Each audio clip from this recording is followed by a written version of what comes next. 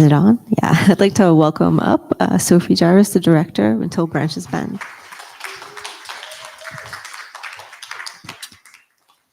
So before I start, I should ask, is there anything you want to say about the film? Is there anything? I don't know. Do you know? Is there anything?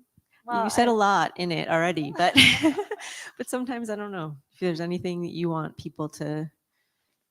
Well, I mean, I think it's just so special to share it after making it. And I think that there's something interesting about making a film at a certain time period and the way it changes and the way its meaning might be interpreted after time passes.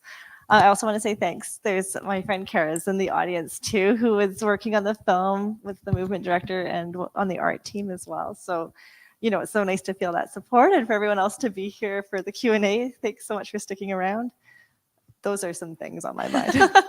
All right, so I do have questions. The story itself is just so beautifully written and so layered. Like when I watched it, I was just like, there's so many things happening, so many issues being addressed very quietly. And I wondered about the writing, like what was your sort of process? Like you said that you've been writing it or you wrote it for a while, but like how did you kind of develop and how did you sort of approach that layering? Like was it, you know what I mean? I don't know. Yeah.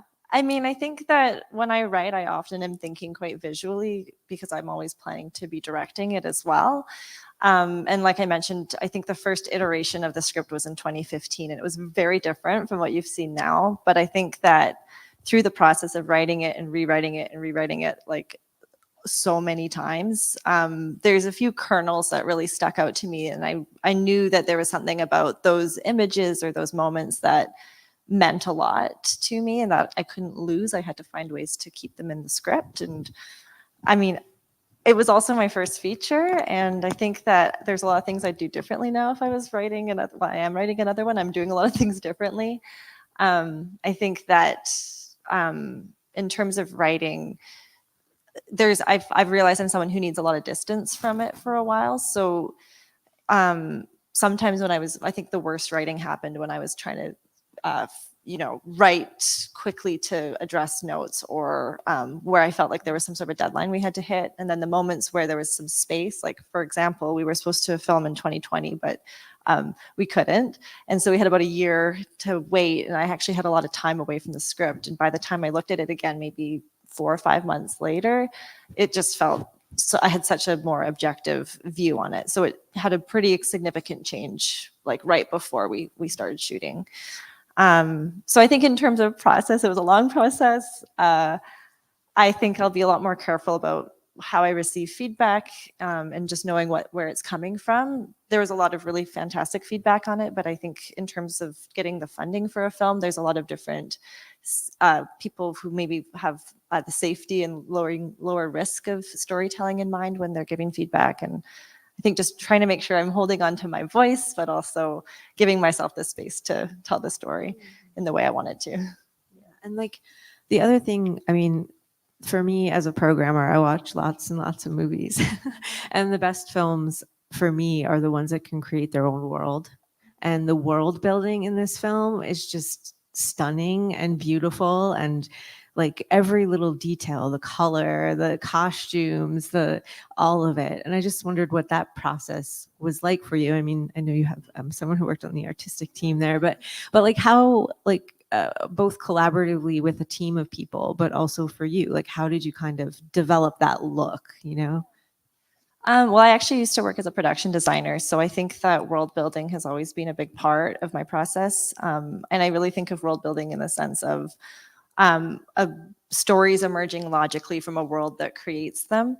And I think for me that maybe is to sort of break down the linear process that we're so used to with film. And I try to include people as early as I can. And also, of course, there's like a financial element to that too that has to be considered. But I do try to bring in the creative heads of department as soon as I can so that we can build the story together while we're building the world together, because I think they're going to bring perspectives that influence me and that challenge me, and also things that I wouldn't have thought of because it's not my area of expertise.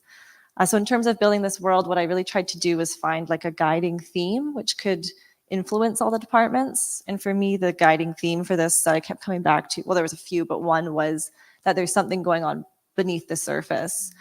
And so the ways that that could translate, for example, would be, well, of course, for an actor, it's someone who's has a pregnancy that's not showing yet. So how does that affect? Or for the production design team, it was a lot of finding textures that create a block. So for example, there's that scene where Isabel gives her the jar, and a lot of it takes place through a screen door. So finding these textures that you could sort of thematically use. I don't know if it came through to anyone, but that was the goal. And same with cinematography and working with the production design team a lot too, is, you know, a lot of bug splatter on the windshields and stuff. I love that touch with the spray bottle, the water bottle on the windshield. I was like, oh, I've been there. I know that. I know that move. Yeah. But like so you did shoot on 16, right? Now talk about that, because that doesn't happen a lot anymore. And like for me, like I've always wondered what the sort of like rehearsal process is for that, because you probably have to have a pretty intense one, or did you not? Like, how did that work? I'm just curious. Or how was the process of shooting on 16 in general for you? And had you done it? You'd done it before? Yeah, you had. Yeah, I feel very lucky that we got to shoot on 16 because it is expensive. And luckily, I had a really great team of producers who really love film and who were able to make it work with our budget. But it's, I mean, it's a risk. Like you're shooting, you can't really tell what's going on your monitor. And you know, you send it out to the lab, and these days there's not a lot of labs. So when you get the footage back, it might be a week after you shot. So there is that sort of risk associated. And of course, there's also, it costs a lot. So you can't do a million takes of something. But I think that why I like working with film is I think that there is a texture to it that really suited the story. There's a type of the Okanagan where we shot it is a very, very beautiful place. And I feared that digitally it would feel a bit more like a tourist video. Like I think that there's just this beauty that can feel different depending on the medium that you film on. So for me, I wanted to feel a lot more grounded and with Robin. And so that worked out. And actually, because we had so many visual effects, 16 is actually a really great medium because it helps with your budget for visual effects, because it actually cuts out the digital sharpness that can come through and make you come out. So 16 worked in our favor a lot, and the visual effects a lot hinged on that. Obviously, we didn't have a real bug swarm. We had to make that up. So that was good. And I think also with 16, the rehearsal process, we tried to get as much, but it was a pandemic. It was the second spike of COVID in July of 2021. So we actually did all of our auditions and callbacks on Zoom, which was horrible. And we had a lot of cast, but we did have some time to spend with the two leads. So Grace and Allie, who play the sisters. We did manage to get a bit of time with them in Vancouver. They were there together. We did some things like we did some rehearsals, but we also went thrift shopping together so we could kind of look at costumes and like find stuff for their house. And we just tried to spend time together to kind of build that relationship more. I don't know if there's more about 16. I kind of went on there. Yeah. Are you going to keep working with 16, you think? Or does it depend on the film? Or I think it depends on the film. I think I've been very, very, very lucky to work with 16, and I do consider it all the time. But I do think that digital technology is getting to a place where, depending on the type of camera you use and the way that you work with the colorist, I think you can achieve the same quality. Well, not the same quality, you know what I mean. I think that there's maybe a less risky way of doing it. Yeah, it started tricking me. I was like, some of the digital that's out there, I was like, oh, that's definitely, oh no. We are going to take audience questions. I think we have a mic coming up. Oh, I think it's for other people. Yeah, I'm sorry. I just wanted to say that there was a really beautiful film, and I really appreciated the pacing of the story because it took a while to build. I felt like I really got to know these characters, and they weren't revealing themselves at first. So it was that slow, graduate reveal, and still not knowing everything, not knowing who the father is, not knowing if they're going to leave, is just really poetic and really beautiful. So I just wanted to mention that. So many films now are so fast-paced, like get the story out, establish the characters right away. This had so much more mystery in it. in addition to the music and everything else that built on the mystery, the Hitchcock kind of effects of everything was really stunning. That wasn't a question. I'm sorry. It was a great comment though. I appreciate that. But that was a really good point though, the music. How did the music develop for the film? Because I feel like I read about like the development of it. It sort of changed throughout. And how did you reach where you got? Because it added so much tension and the entire time when I watched it with headphones on, it was just like, like, but how did that develop, the kind of sound of it and the soundscape? Because there are other, like, just in general, like even the tapping of the bug on the glass is just beautiful and like rich. But yeah, how did that develop? Well, I think that's kind of part of the world building too. I think a lot about the room tone of a space when I'm writing. And I know that the tapping on the windows and even like the dog's nails clicking on the floor, those were all things that were in the script as well. But, of course, our sound design team built it out far more than that. But I think that that's something that I'm always thinking about, is a soundscape. And this is it's kind of a funny film. I'm Canadian, but I'm also Swiss. And I was going to say Scottish. I'm not Scottish. I'm Swiss. And it was a Swiss co-production. So our sound designers were all Swiss and completely unfamiliar with the Okanagan.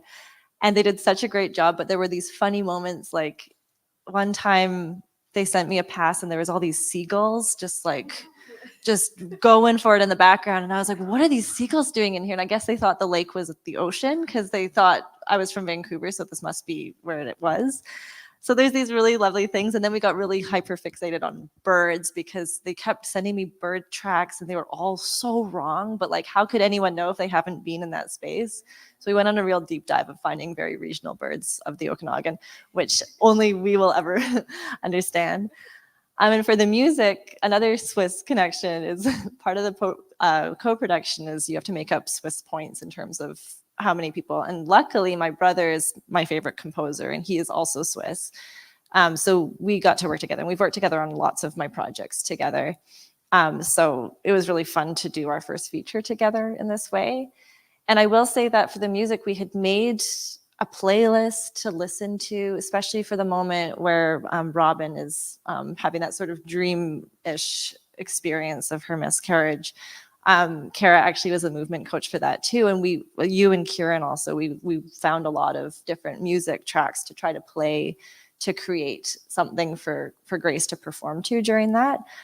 But it's interesting how what we thought it was going to sound like in pre-production and during the shoot, when we were watching it later in the edit, it just wasn't working. So we really had to kind of dig deep to find a different scape. And I think what happened is we then decided to sort of split what is true to Robin's psyche, which for us was like, when you hear the vocals, that's actually the sound of the bugs calling her. And that was sort of our idea. So any of the vocalist tracks was us imagining her being compelled by bugs under the earth, being like, we're here.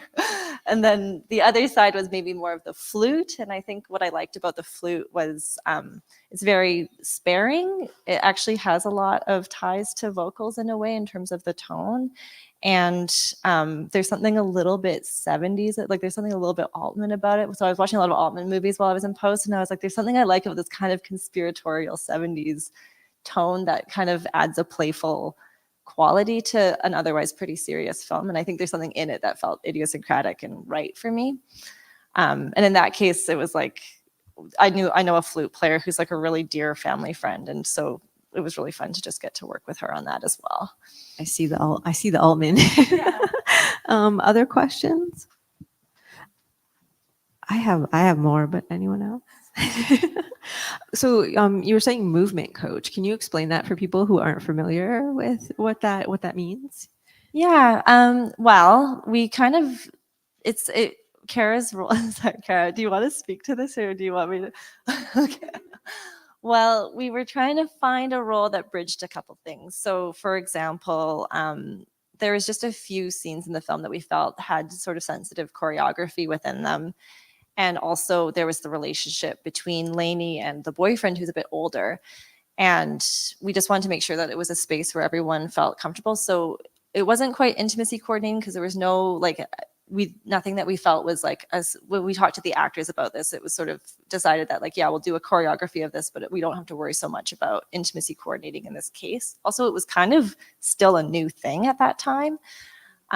But we talked to Kara. Kara got to know the actors, and any scenes where those two were interacting, or any scenes where there was some sort of movement that felt sensitive or choreographed, like Grace's performance with the miscarriage scene, that was where we applied that. And that was some of my favorite moments, honestly, was working with Kara and the actors in rehearsal space, where we got to just be in the actual location and just play the music and just I don't know, just move together and try to talk about what it was. And I think that's something that I want to apply to any project I do moving forward too. And now that we've done it, I feel like we know the restraints that production presents to that, and how we would actually try to like really save our time for it as well. Yeah, and it's like I watch a lot of dance films as a programmer too, and like I love that there's like this just like quiet choreography. You know, it's not like this like focus, but it does like draw your attention to the people in a very beautiful, beautiful way. But what the audience member was saying earlier about pacing, I was wondering how that develops, because like was that in the edit? Was that in the writing? How did you get to that kind of, you know, that's, it's not like a slow grow, but it is this sort of, like you said, the layers, the things below the surface. This is like peeling back kind of, you know, and how did you get there, you know? Well, I think that for me, a script is really a blueprint. Like, it's a film is a film, and a script is what we all use to figure out how we're going to make it happen. And I felt like at that point, the script, like there was moments in it that felt so expositional to me, and I'm really shy of exposition. So I'm glad you actually brought that point.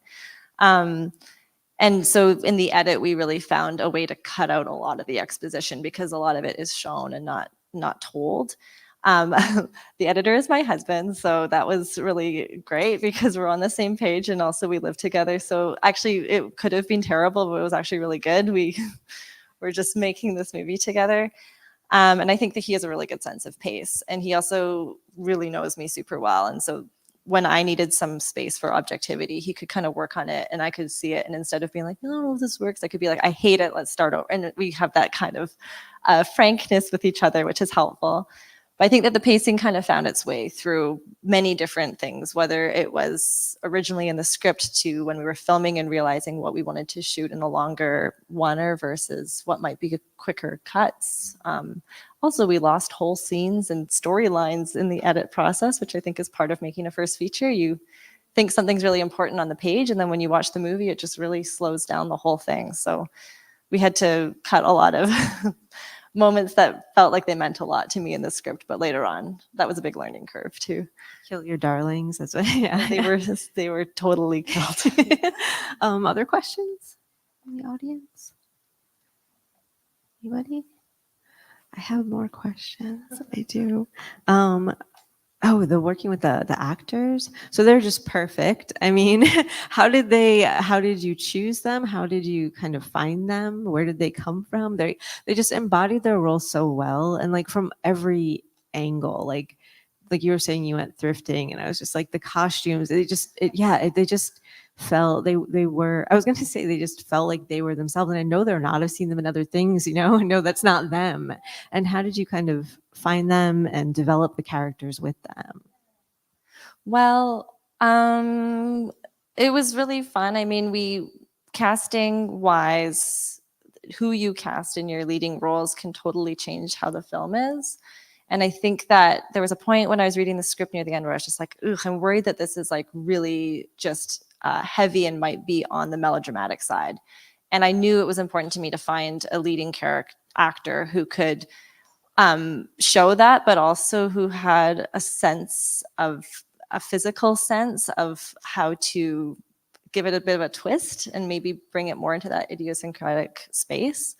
And I had seen Grace Glowacki in lots of films, but she was in a Friends film a few years ago called RAF. And I just felt like this is a person who has like a really incredible sense of her physical abilities, and also a sense of like this kind of sad clown quality that I really related to. And I think that once we found each other in that way, that was when a lot of other casting kind of clicked into place. We knew that her sister was going to have to balance her out a bit because she is such a strange character, and Grace made her more strange for sure in the ways that I really appreciated. And so we found someone who was quite grounded. This was Ali's first film, the one who plays Lainey ever, and she just knocked it out of the park, I thought. Her and Grace had really good chemistry, and they really got to know each other well. And I'd say Helemia Sparrow, who plays Isabel, was like such a great, she's amazing. She's a Vancouver person as well. Does a lot of theater, but had been really feeling like not wanting to be in film anymore because there's so few decent roles for Indigenous people. And I think she just really liked the idea of being able to play a character that was not like the ones she typically gets offered. I mean, we had so much fun together. She's someone who I would love to work with again for sure. Yeah, I loved her as well. I mean, her storyline too. I just loved how quiet it was, but how impactful her background and story was too. We have to wrap up soon, but I do have one more question. You said you're working on something new that maybe we'll play at Athena in the future, but what are you working on? I'm developing another feature right now. I hope it takes less time than this one to make. But it's a mother-daughter story that's set in the Swiss Alps in like a medical thermal spa. It's pretty fun right now to be writing. I'm finding a lot of playfulness in writing this one that I think I needed in this one. I still had fun writing this one too, but I think that the stakes felt higher. And now that I'm like onto the second, I feel a little bit more like I can stretch. So it's been really nice to work on. So we've been scouting. We're in like late development right now, starting to move into hopefully getting some funding for pre-production. So that's also doing a Swiss co-production, but more Swiss focused this time. Oh, I can't wait. That's amazing. So thank you everyone for coming, and thank you so much for sharing Thank with you. us.